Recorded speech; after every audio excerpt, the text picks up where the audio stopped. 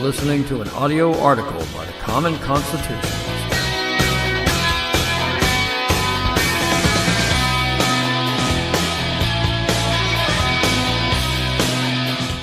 Today's article is entitled, Establishment is Increasingly Resentful of Trump. Surfing the internet, I came across a piece by the AP posted on Yahoo News entitled, quote, Trump warnings grow from forgotten Republicans, unquote. The subtitle is, quote, the ranks of forgotten Republicans are growing, unquote. The title interested me enough to read on. Now, normally Yahoo News, as a leftist news site, publishes only articles and commentary exclusively anti-right and anti-Republican.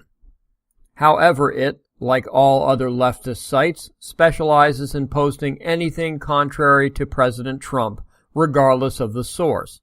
By this I mean sources from not only the left, but the establishment right. Now this continues to humor me.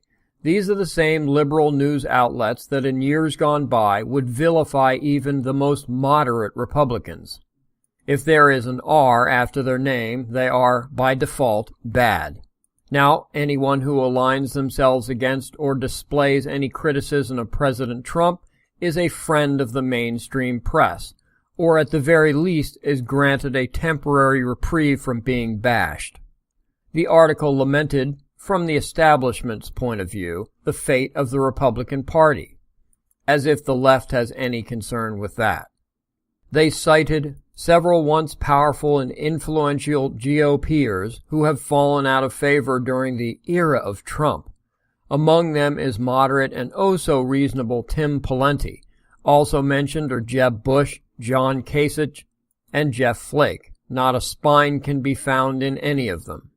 Quote, some were forced out, such as Tim Pawlenty, a former two-term Minnesota governor who lost this week's bid for a political comeback.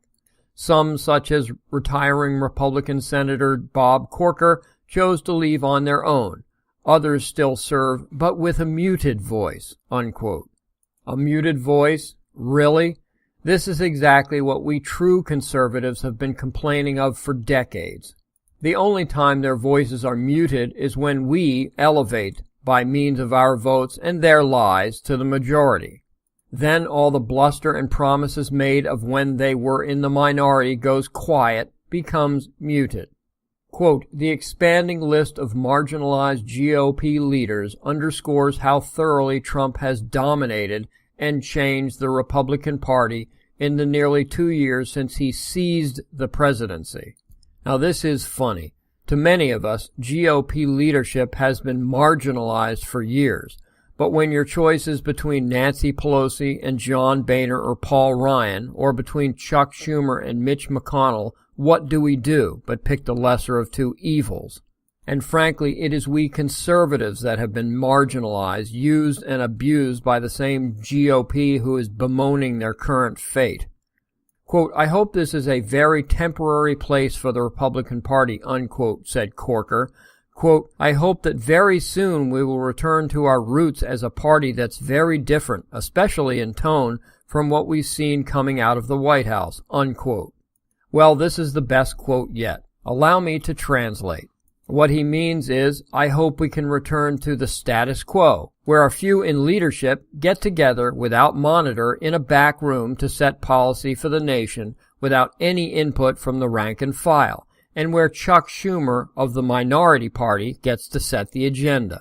I hope we can return to our establishment's roots of tough talk and then rolling over when the time for action arises. Now, I know the establishment is bitter as they see their grip of power loosening, but I never thought I would see them jump aboard the race card train. But as they say, desperate times.